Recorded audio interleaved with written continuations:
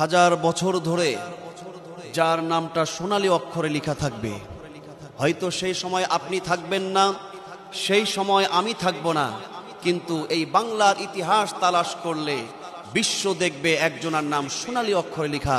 তিনি হলেন বিশ্ববরেণ্য আলেমে দ্বীন আল্লামা দেলোয়ার হোসাইন সাঈদী সাহেব। ময়দানে তাফসিরের জনক যিনি, বিশ্ববরেণ্য আলেমে দ্বীন, যার জনপ্রিয়তা শুধু এই বাংলার জমিনে বাংলাদেশে নয় বরং বিশ্ব জুড়ে যার জনপ্রিয়তা, আলহামদুলিল্লাহ।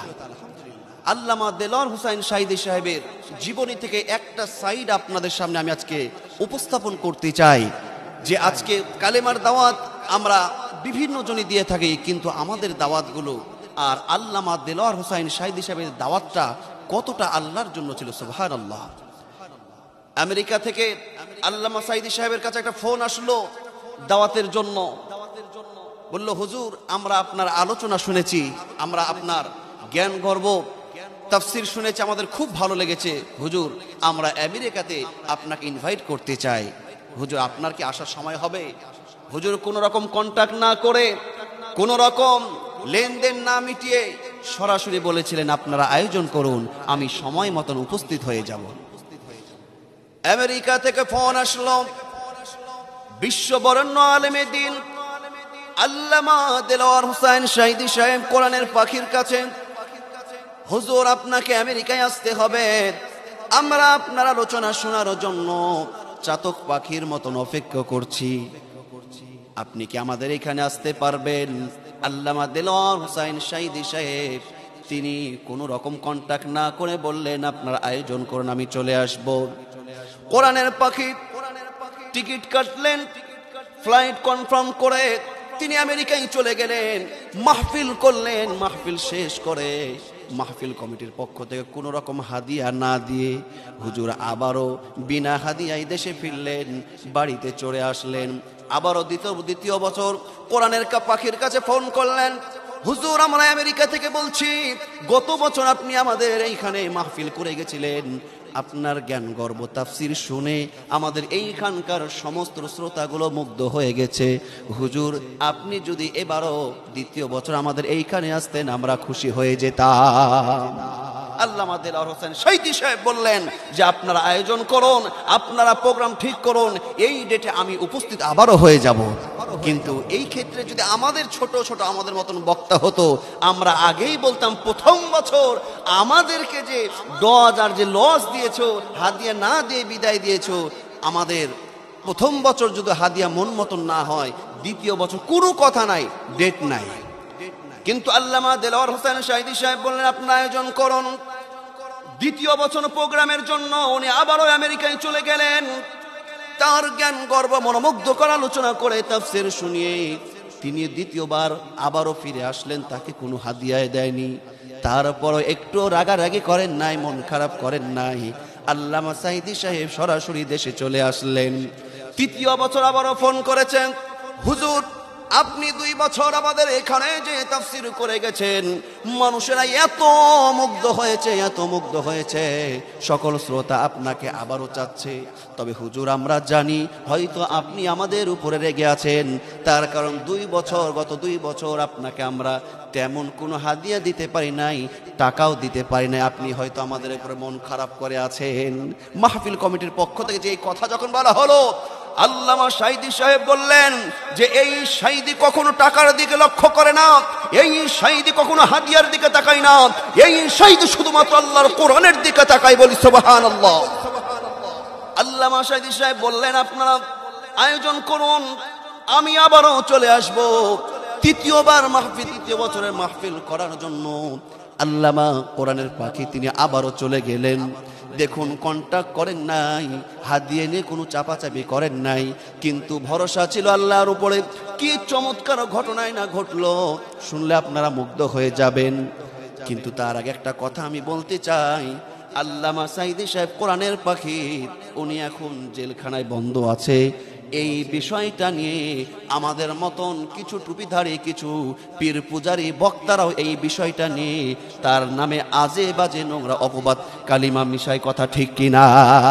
তারা বলে সে যদি অপরাধ না হবে, সেই যদি অপরাধ নাই করবে, তাহলে কেন এতদিন জেলখানায় থাকবে?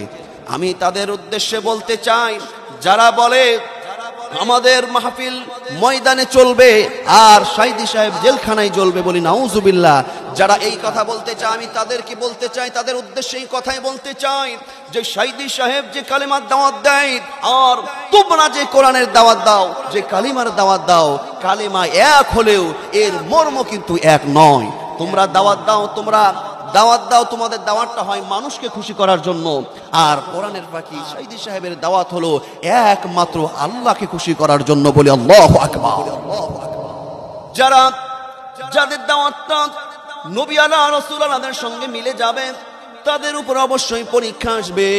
আল্লাহ রাব্বুল আলামিন তার বিশ্ব নবীজিকে বলছেন, ইয়া আইয়ুহার রাসূল বাল্লিগ মা উনজিলা ইলাইকা মির রাব্বিক।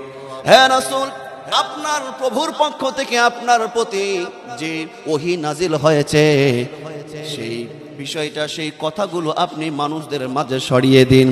আমার বিশ্ব নবীজি যখন তিনি দাওয়াতগুলো ছড়িয়ে দিলেন, ওই মক্কার কাফের বেঈমানরা বিশ্ব নবীজির আদর্শে মুগ্ধ হয়ে, যারা আমার বিশ্ব নবীজিকে আল আমিন বিশ্বাসী উপাধি দান করেছিল, এবং তারা স্বর্ণ অলংকার দামি দামি অমূল্য সম্পদগুলো তাদের নেতা আবু জেহেলের কাছে না রেখে বিশ্বাসের সাথে নবীর কাছে রেখে আসতেন, ওই সমস্ত কাফের বেঈমানগুলো যারা নবীজিকে আল আমিন উপাধি দিয়েছিল, বিশ্ব নবীজি যখন এই কোরআনের ব্যাখ্যা, কোরআনের যখন আলোকে তিনি দাওয়াত দিলেন, আল্লাহ রাব্বুল আলামিন কোরআনুল কারীমে বলছেন সূরা আলে ইমরানের 104 নম্বর আয়াতে, ওয়াল তাকুম মিনকুম উম্মাতুন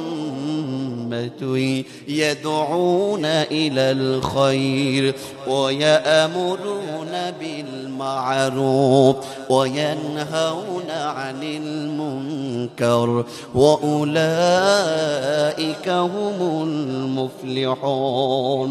তোমাদের মধ্যে এমন একটি দল থাকা অবশ্যই জরুরি, অবশ্যই থাকা উচিত, যারা মানুষকে ভালোর দিকে ডাকবে, নেক আমলের দিকে, আল্লাহর দিকে ডাকবে, এবং খারাপ কাজে তানহানিল মুনকার, এবং খারাপ কাজ থেকে মানুষদেরকে ফিরিয়ে রাখবে। এই কাজটা যারা করবে, আল্লাহ পাক বলছেন উলাইকা হুমুল মুফলিহুন, তারাই হলো সফল কাম, বলি সুবহানাল্লাহ। এই জন্য কোরআনের পাখি জেলখানায় আছে বলে এই বিষয়টা নিয়ে কেউ নোংরা কথা বলতে পারেন। আল্লাহর নবী বলছেন, আদ-দুনিয়া সিজনুল লিল মুমিন ওয়া জান্নাতুল লিল কাফির। মুমিন মুসলমানদের জন্য দুনিয়াটা হলো কয়েদখানা, কারাগার, আর কাফেরদের জন্য হলো স্বর্গ, জান্নাত। আমার ভাইরা মুসলমানরা বাজে একটু লক্ষ্য করবেন, আপনাদেরকে জানিয়ে দিব, তৃতীয়বার আমেরিকায় গেলেন, তাও কোনো হাদিয়া মিটাইনি। আল্লামার জন্য কি পুরস্কার, এবার আপনাদেরকে সেটা জানিয়ে দিব। তার আগে আমি বলতে চাই, যুগে যুগে যারা ভালো কাজের আদেশ দিবে এবং মন্দ কাজে যারা বাধা প্রদান করবে, তাদের উপরে কেমন বাধা আসতে পারে আপনারা জানেন। ফি জিলালিল কোরআনের রচয়িতা, যিনি তাফসিরে ফি জিলালিল কোরআনের রচয়িতা সৈয়দ কুতুব শহীদ, তিনি যখন এই তাফসীর গ্রন্থটা তিনি লিখলেন, মিশরের যুবকদের হৃদয়ের মধ্যে এমন একটা আবেগ, অনুভূতি আর ইমানের জজবা এমন বেড়ে গেল, মিশরের যুবকগুলো তারা মুখে একটাই স্লোগান, ইনিল হুকুমু লিল্লাহ, সৃষ্টি যার, দুনিয়াতে হুকুম চলবে একমাত্র তার। ফি জিলালিল কোরআনের রচয়িতা সৈয়দ কুতুব শহীদের এই গ্রন্থটা যখন মিশরের মানুষগুলো, যুবকগুলো পড়লো, সকলেই একটা স্লোগানে ব্যস্ত হয়ে গেল, একটা স্লোগানে মুখরিত শুরু করে দিল যে সৃষ্টি যার হুকুম চলবে তার। তৎকালীন সময়ের প্রেসিডেন্ট চিন্তা করলো, এইভাবে যদি যুবকগুলো হকের পথ যদি অবলম্বন করে, তাহলে তো আমার অবস্থা খারাপ হয়ে যাবে। এই চিন্তা ভাবনা নিয়ে তৎকালীন প্রেসিডেন্ট সৈয়দ কুতুব শহীদকে অ্যারেস্ট করলেন জেলখানার মধ্যে। তিনি যখন তাকে বন্দী করলেন তখন যুবকদের আন্দোলন আরো তীব্র হয়ে উঠল। মিশরের রাজধানী কায়রোতে যখন এই আন্দোলন আরো আন্দোলন মুখরিত হয়ে উঠল, তার জেলখানার প্রতিবাদে যখন আন্দোলন গড়ে উঠল, এই আন্দোলন যখন তীব্র থেকে তীব্র আকার ধারণ করলো, তখন প্রেসিডেন্ট চিন্তা করলো, না, একে বাঁচিয়ে রাখা যায় না, একে যে কোনো বিনিময়ে একে এখন ফাঁসি দিতে হবে। এই জন্য তার নামে মিথ্যা মামলা দিয়ে যে যুবকদেরকে উস্কে দিয়েছে রাষ্ট্রের বিরুদ্ধে, এই চিন্তা ভাবনা নিয়ে সৈয়দ কুতুব শাহিদের ফাঁসির ব্যবস্থা করলেন। সৈয়দ কুতুব শাহিদ ফি জিলালিল কোরআনের রচয়িতা, তার যখন ফাঁসি হবে তার 1 ঘন্টা পূর্বে জেলখানার নিয়ম অনুযায়ী তার কাছে যখন কালেমা পড়াতে জেলখানার ইমাম সাহেব হাজির হয়ে গেল, ইমাম সাহেব এসে বলছে, আপনার 1 ঘন্টা পরে, কিছুক্ষণ পরে ফাঁসি হয়ে যাবে, অতএব আপনি কালেমা পড়ে ফেলুন। সৈয়দ কুতুব শাহিদ বলেছিলেন, আমার তোমার কাছে কালেমা পড়ার দরকার হবে না, তার কারণ এই কালেমার মর্ম, কালেমার মর্যাদা, সম্মান আমি তোমার চাইতে বেশি জানি। বলি সুবহানাল্লাহ।